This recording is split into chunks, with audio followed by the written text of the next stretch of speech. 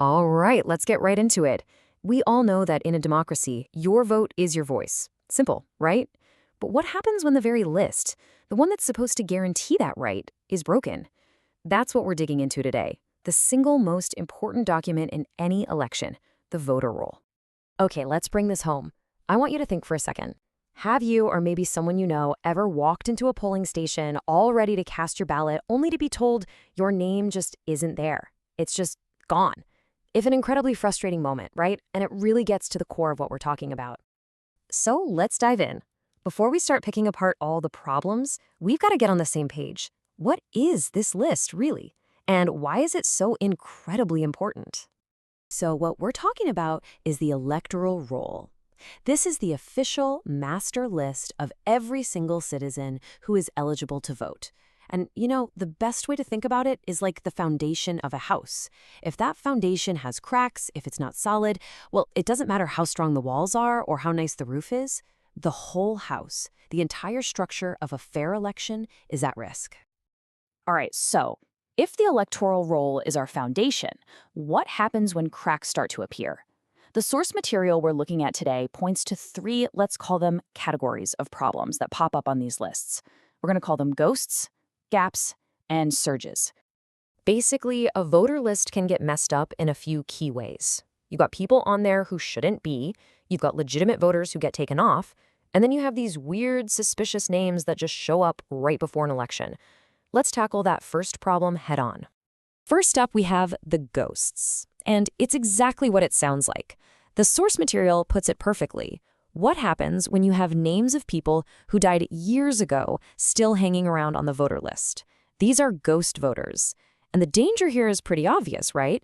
These phantom names could potentially be used to cast fake votes if no one's watching closely. Then there are the gaps. This goes right back to that scenario we talked about at the beginning, when a totally legitimate voter shows up and poof, their name is just gone.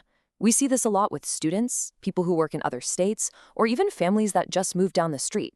Their names get deleted. And the worst part? It's often without any real verification and definitely without a clear explanation. And last but not least, we have the surges. Think about it. Have you ever seen a sudden massive jump in the number of registered voters in one tiny area right before an election? They're sometimes called cluster enrollments, and they tend to pop up in politically, let's say, interesting areas. And it makes you wonder, doesn't it? Are all these new people actually living there? Okay, so this is really the million-dollar question, isn't it? All these issues we're seeing, the ghosts, the gaps, the surges, are they just honest mistakes? Simple administrative screw-ups? Or is it something else, something more intentional? Could this be political engineering? So you've got two completely different ways to look at this. On one hand, you could say, hey, this is a huge, complicated database. Mistakes are going to happen. They're random. They're unintentional. But on the other hand, you have to ask, could this list be used as a tool, a way to manipulate an outcome by strategically adding or removing names and making the whole process so confusing that no one can figure it out? So, what are the red flags that make people suspicious? Well, the source material points to a few classic bureaucratic nightmares. I'm talking about things like new registration forms taking forever to get processed, or when you try to make a correction or file an objection and it feels like they're just rolling dice to decide what happens.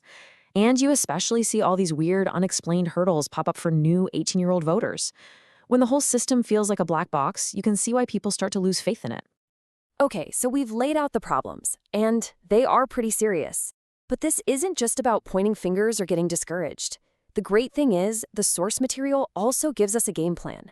It shows how regular citizens, like you and me, can actually become part of the solution. Yeah, the source actually suggests that you can become a kind of citizen investigator. And trust me, it's way more straightforward than it sounds. Step 1, get your hands on your local voter list. It's public information, so you have a right to see it. Then, just go through it for your own household. Is everyone there who should be?